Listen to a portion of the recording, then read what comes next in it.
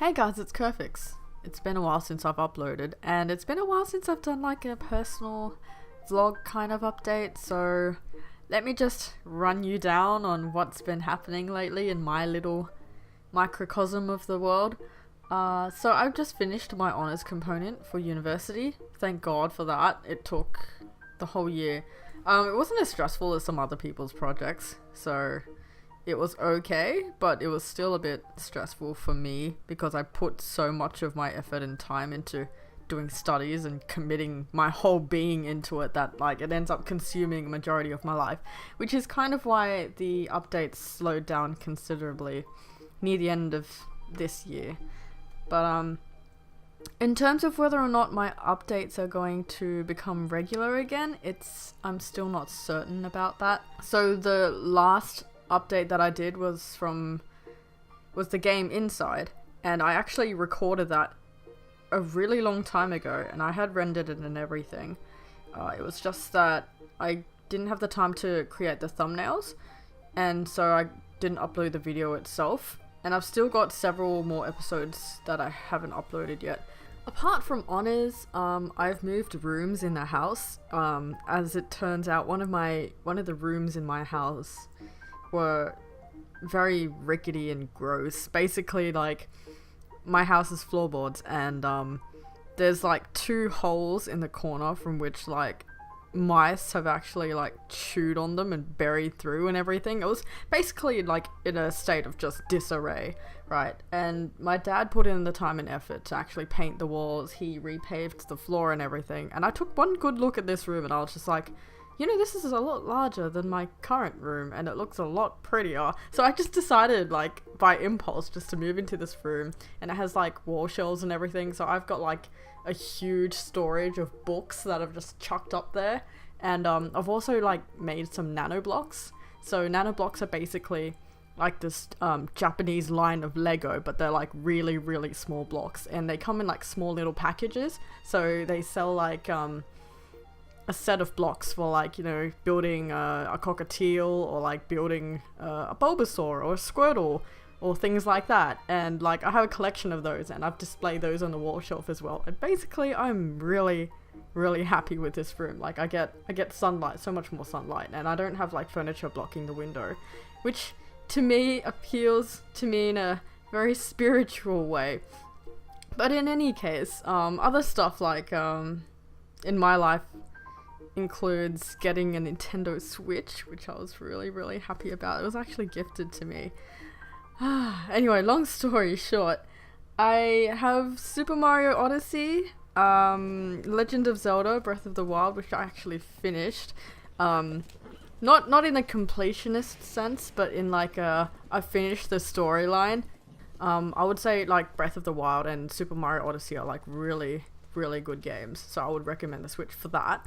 I haven't played like any other Mario 3D games actually, so I've only played like Super Mario 3, you know, like the old days where it's like, what, 16-bit pixel? And like I played Super Mario Kart on the SNES as well, but I never played anything beyond that because I never had like a Nintendo 64 console or anything along those lines. So when I played Super Mario Odyssey, I'm like, this is a really interesting concept. And I won't spoil the game much, but they incorporate this thing where it's like you can play as Mario in the 3D form, but you could also play as Mario in the 2D form, and they incorporate all these interesting mechanics and everything. And all around, I find it to be like a fun game. It's a fun game, and then after you finish the game, there's also like the opportunity to, you know, 100% complete it, which I'm still in the process of doing. Other games that I've got on the Switch are Super Bomberman 64. Is it Super Bomberman 64? It's like Super Bomberman, but like Nintendo Switch.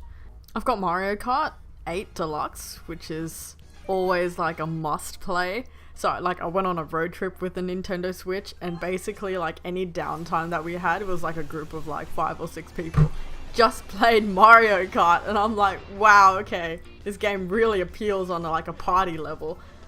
Oh yeah, and I got 1-2-Switch. So 1-2-Switch was like, a lot of people would say that that's like the Wii Sports equivalent of a Nintendo Switch, and it's kind of like that, because the game does kind of try and show like the JoyCon, which is the controllers, the JoyCon capabilities. So like, you know, it can vibrate in certain areas of the controller, which is pretty cool when you're playing this ball game thing where you kind of sense how many balls are in the controller by like tilting it left and right.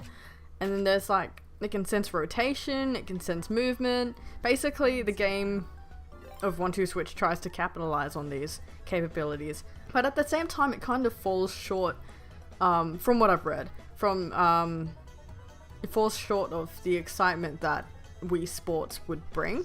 So I hear that Wii Sports is like really fun, but 1-2-Switch as a party game, it's situational. Sometimes it's fun and sometimes it's just really, really dull. Like I think they have like 24 to 28 games in total, and I'd say I'd only really enjoy playing about like, I don't know, 3/4 or half of them.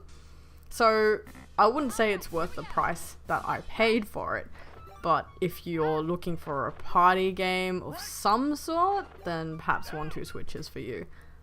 Okay, since we're already on the topic of the Nintendo Switch, what do I think of the console? It's pretty decent. Like, it's really nice that you can have it as a portable device and you can also dock it on the TV and have it displayed on the TV. I mostly play it as like a TV console.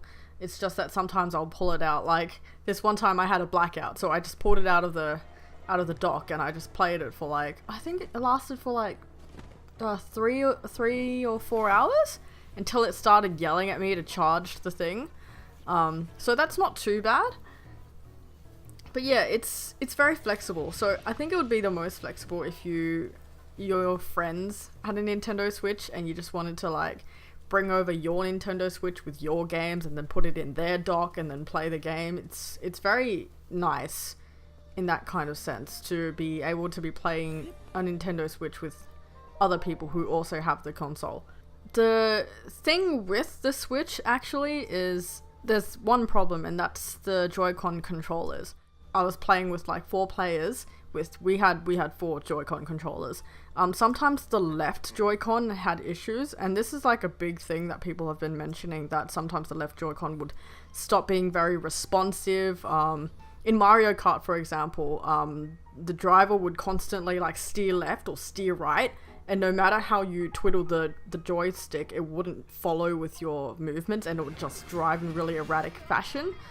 That was the case for most Nintendo Switches that were released initially. My partner has the Super Mario Odyssey version of the Nintendo Switch. As of yet, we haven't seen any issues with the left Joy-Con on that one, but I got gifted one of the initial Nintendo Switches, you know, the grey ones, and we experienced a couple of issues there.